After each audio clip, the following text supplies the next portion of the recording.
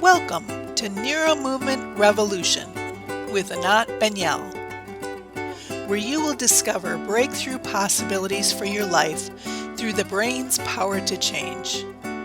We're so happy that you can join us in making the impossible possible. Good morning, everybody, and welcome to episode 11 of our podcast series. Congratulations. Good morning, everyone. And I'm so happy to be back doing our podcast. Absolutely, me too. How are you? I'm doing good. Me too. Yeah. But the first episode this morning will be on the topic of Subtlety. Yes, essential for subtlety for positive brain change. So, Anat, over to you.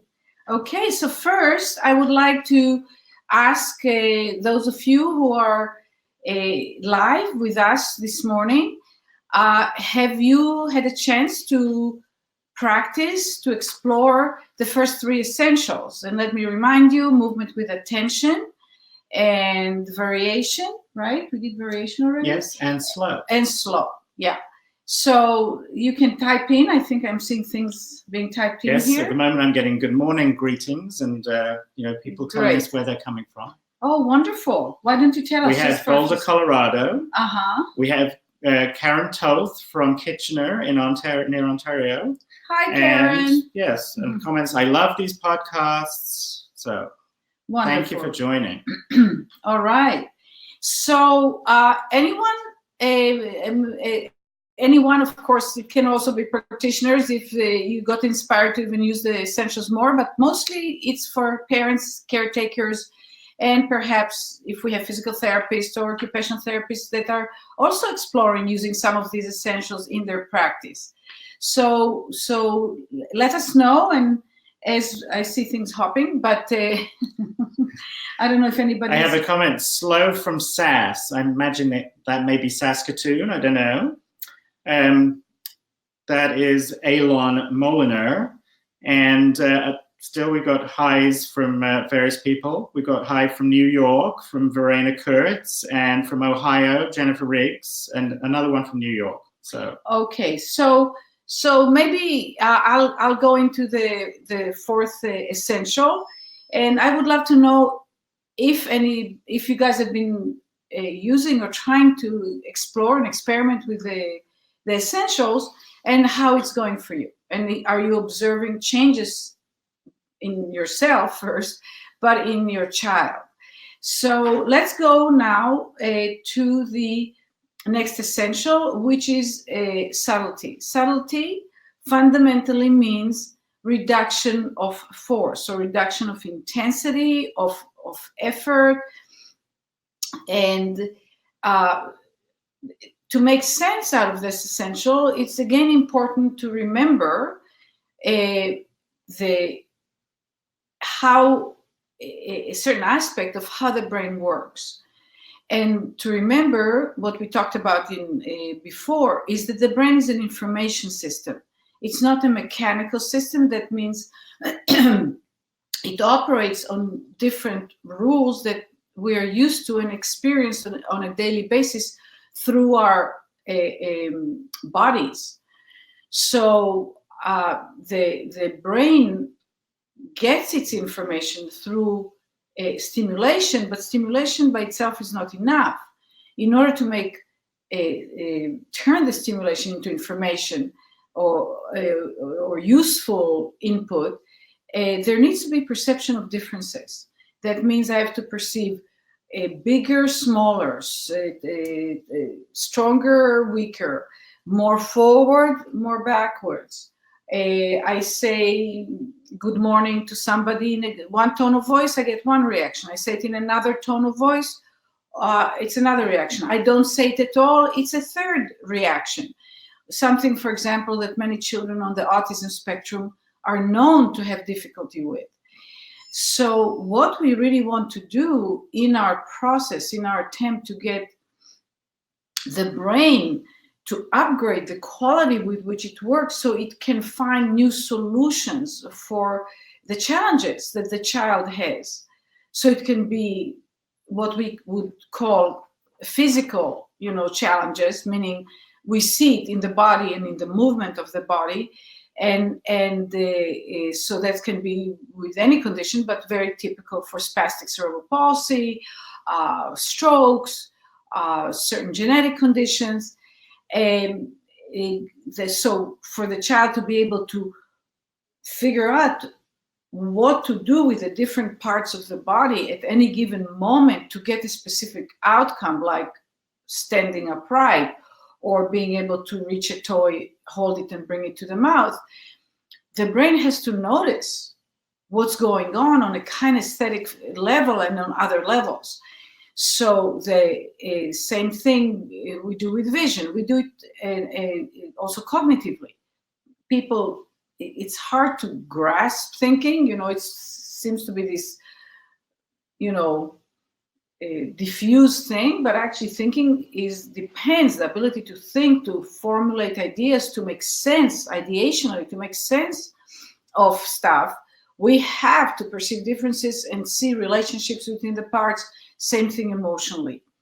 So always to remember that we are looking to up the ability of the brain to do its own job well, rather than try to drill an outcome over and over in the child. First and foremost, through what we do with the child, can be on a daily basis, dressing, feeding, playing, getting into the car, out of the car, or through direct intervention, like in sessions, the private sessions that we give children. The underlying purpose for me, and what my practitioners are, is to actually upgrade the quality with which the brain works, in order for that brain to be able to figure out how to organize sitting or speaking or any other action or function, despite the very real challenges, the very real issues. And subtlety, now we can put subtlety here. Subtlety, reduction of intensity of stimulation, reduction of the force with which we do something, immediately upgrades the sensitivity of the system, its ability to perceive differences.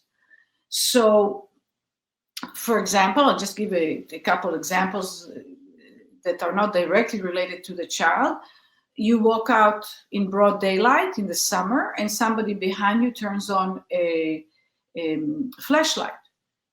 You won't notice the difference. You won't react to it, because the amount of added stimulation with a flashlight compared to bright daylight is not enough to give the threshold for the brain to notice that something has changed in the light, in the vision part of things.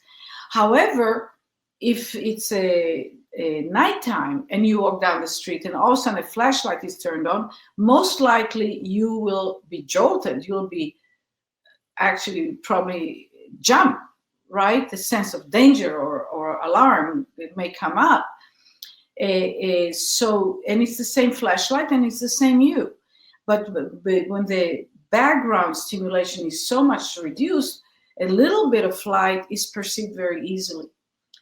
When we understand that and we take that very seriously, there is so much we can do right away to up anyone's performance, anyone's ability to learn. Because in order to learn something, in order to do something new, the brain needs information, and it needs new information with which to hopefully configure something different than it had before, and something valuable. And in order to get into that, we also have to contend with, first of all, the mechanical experiences we've had throughout life, where when we use more force, very often we get more outcome. You're trying to move a box. UPS delivered a box. It's in front of your door. It just happened to me a few days ago. And I see a box and I'm kind of about to move it, right, to pick it up. And my anticipation of the weight was completely inaccurate, and it was a lot heavier. So I started, and I couldn't. So I stopped, and then I geared myself for a lot more weight, and then I could lift it. So I used more force, and it worked. You talk to someone and they don't hear you, you intensify, you make your voice louder, they can hear you, you get an outcome. How many of us have raised our voice when we had an argument with someone, hoping to get through to them by being louder, which probably didn't work too well? Or a better example is, I don't know if you've ever experienced it, that you ask for, you're in a foreign place and you ask somebody to help you with instructions and you don't understand what they're talking about, and they talk to you louder and louder and louder. So and obviously that does not make you understand anything better. What actually works really powerfully is to reduce the intensity of stimulation, to slow down, which we've already done with you, and give the brain a chance to start noticing basically what's going on. So I wonder if anybody has any questions or comments about that already. We have because some, I'd like to use comments, absolutely, comments and questions. And some people also mentioning how they've been trying to employ the other essentials as well. Well, so let's go first to the slow. Absolutely, yeah. subtlety. Subtlety, absolutely. Yes. So Kavita from London, hello Kavita. She says, I've experimented with changing tone of voice and have noticed an increase in my son's engagement when I whisper. He really focuses even more. Great tips, Anat, as I picked this up from, I think, one of your workshops online. And then I noticed that she'd actually added an extra question.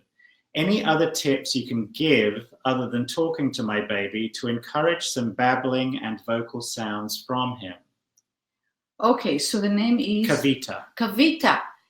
Well, first thing from what you said, and you know, this is something that I have learned to really understand more profoundly over the past, I don't know, probably 10, 15 years, is that no matter how evolved we get and how much some people, for instance, really like what I say in the book and elsewhere, and really buy in. And then when it comes to our own child, it's like very often we sort of drop it. So when you say, how can I encourage my child to do more babbling and vocalizing, or I apologize, I don't remember your exact words. Encouraging some babbling and vocal sounds. And vocal sounds, basically, yeah. So I would like to refer you back to the, and everybody really, I think that's one that needs to be re-listened to probably every 2 weeks in the beginning and then every 4 weeks, is From Fixing to Connecting. Because behind it, the absolutely we want your baby to babble and vocalize and figure out how to, you know, eventually language. Absolutely. It's not that it's not a highly desirable thing. It's just that I don't know how to encourage a child to do it. I don't even think a child needs to be encouraged to do it. This is something that needs to occur spontaneously from within your child. So when you interact with a child, observe the child. So you've already done that, and you've done, sounds to me, a perfect job. Where you whisper, they're more attentive and they start responding more fully, or they start vocalizing a bit more or a lot more. This is an internal practice. This is really why I say that it's really personal evolution. It's moving towards us being more enlightened. Is that do these things with your child not to try to evoke a specific outcome, because we have no control of specific outcomes. We can't make anybody learn anything specific at a specific moment. The thing that we can do is create conditions where it's more likely that they will spontaneously do it. So you have found the correlation between whispering and your child making more sounds, and actually she said being more attentive. She didn't say specifically. Oh, making more sounds. So sorry, being more attentive. But being attentive is the basis for any learning. This is the very, very, very first essential, is movement with attention to the feeling of self. And babies are incredibly attentive, and young children, they're incredibly attentive. Anyway, there's a little story I could tell you in a minute. But so what I'd like you to do is employ the essentials and observe what happens. Employ the essentials and observe what happens, and become a better, more refined observer, so that when there are changes, you can dance with them. So, your child makes a little sound, you can respond with a similar sound gently, just, excuse me, just like in a normal conversation. Children begin vocalizing hugely more as they begin moving more. And there's no direct cause and effect, but the evolution happens to happen parallel. So the more your child's brain gets differentiated, and the more that your child can sense what they're doing, and the more the brain develops more, combinations of movement and so on, the more likely language is to be, or vocalization. So observe what happens, but don't try to do the essential to get a specific outcome. I train people, very, very consistently over a long time to really not do that, because that's where we get stuck. That's where I believe when we try to make a child sit because they're a certain age, and we try to encourage them to, it's again, if you could, you would, if she. So we want to develop a brain that grows and evolves to a point where it starts doing what other brains do, which is children develop language. I hope that's helpful. Okay, we have a couple more questions and comments. We have Karen Nichols here. Hi from Texas. She says, very new to this. She has a granddaughter who's 8 months old. She gets lots of therapy. I took her to therapy on Friday and she cried for 45 minutes. My daughter usually takes her. So I went looking for another option. Well, Karen, grandmother, congratulations. I'm so happy you're on. I mean, you just tell me this and I feel like crying myself. This is so, now babies cry. I mean, babies cry. It's not like a happy baby will never cry. Actually, there is research that shows that, it was very interesting. I don't know where I put it, but they did a research on how much babies cry, and they found that babies not when they have real issues like pain and stuff like that, but babies cry about the same amount of time. All babies. It looks like it's part of their development. They actually, it was very fascinating. I didn't like reading it because I didn't want to hear that, but when we think about it for a moment, it makes sense. Babies cry a certain amount, and babies that don't cry, actually, it's a very, very serious situation. So, however, given that, and we don't have to go like crazy if a child cries a bit, crying 45 minutes in an interactive situation with an adult that is trying to is interacting, trying to get the child to perform certain things. I just think it's terrible. Because obviously I don't know what was happening there. I have no idea. But the child, an 8-month-old, can't do anything but cry. And what happens is, but they still learn because they learn their experience. So we encounter a lot children that come to us. Actually, we just had the last month an 8-month-old that came to us that cries all the time. But he's not unwell all the time. But the moment he feels that somebody's going to expect anything of him, he's going to cry. And then we had a slightly older child in Canada, a 1.5 years old. Mm-hmm. He's fine as long as he's with a mother or with a caretaker he knows for a long time, and nobody is putting any demand on him. Zero demand. Brilliant child. Very limited in his ability to move and express himself, but very intelligent. Clearly, we also had interactions with him. He's very clear and intelligent. He is so good at noticing the slight shift in his one condition where he feels safe. So what we do when we get that is we work with two things. We work with a child in the sense that I won't work with a child that's crying. I'm not going to try and make them move and sit and this.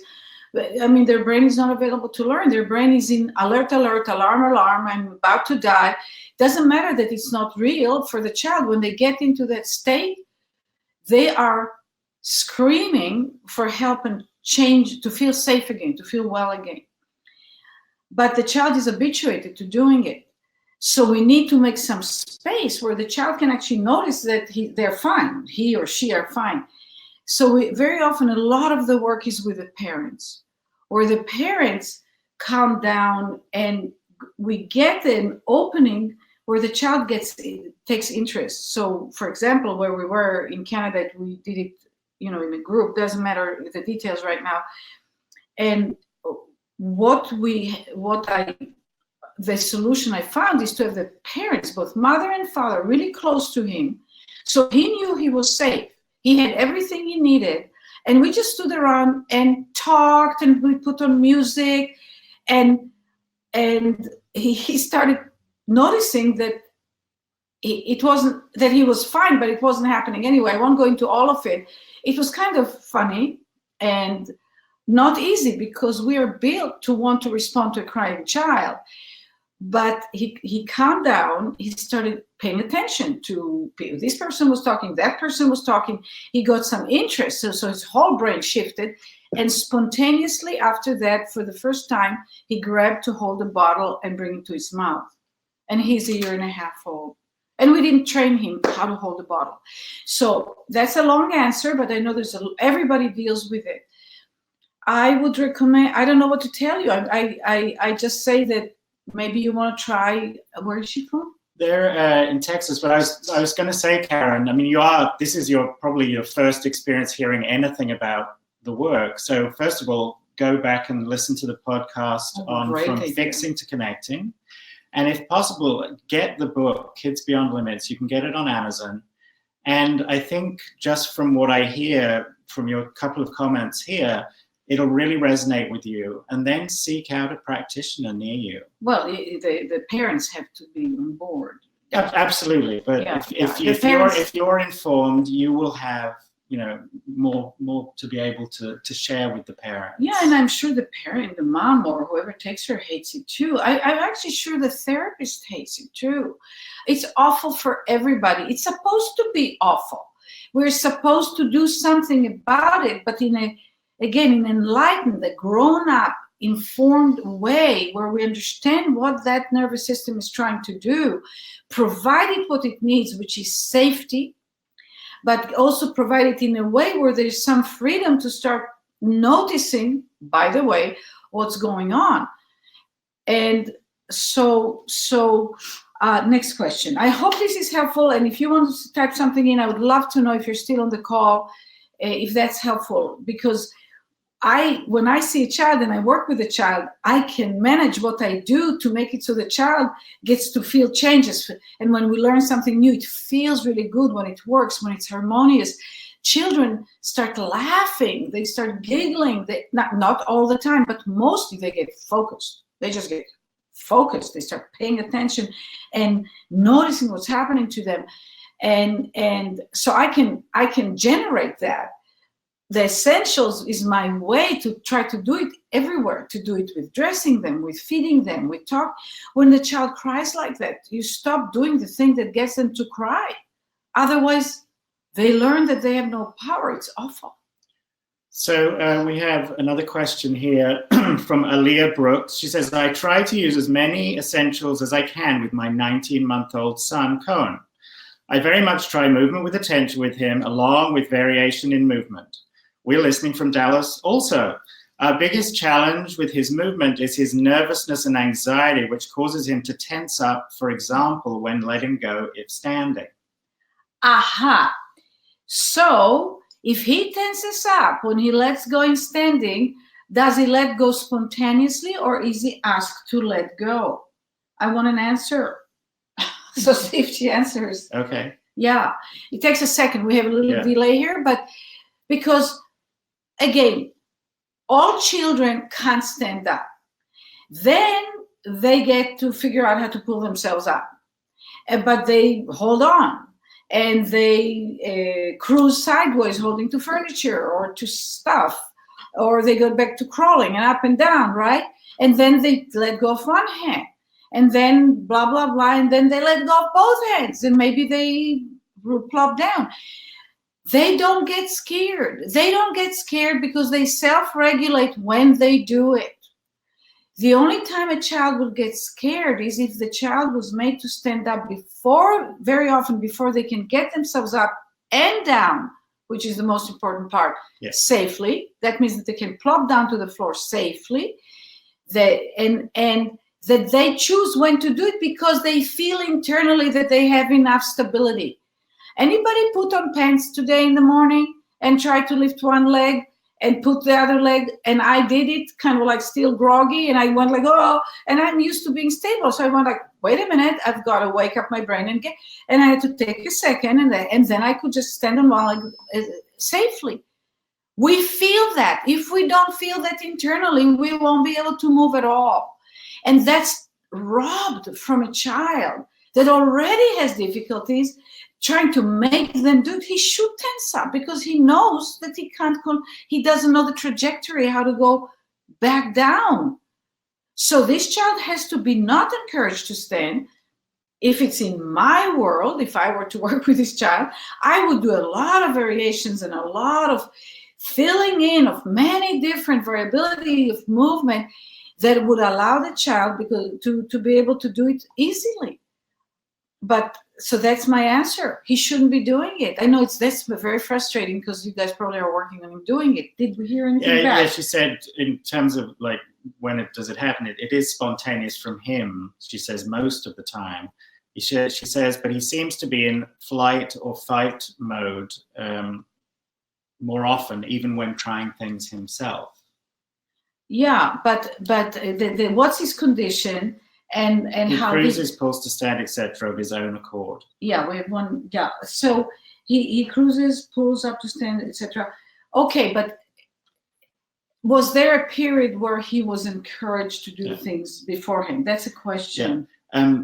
We're going to have to draw this part of the okay, first of all, come back next week. Before we do that, yes, next I just want to say we have had a couple of comebacks from people whose questions you answered. Kavita said, thank you, it all makes sense and very helpful.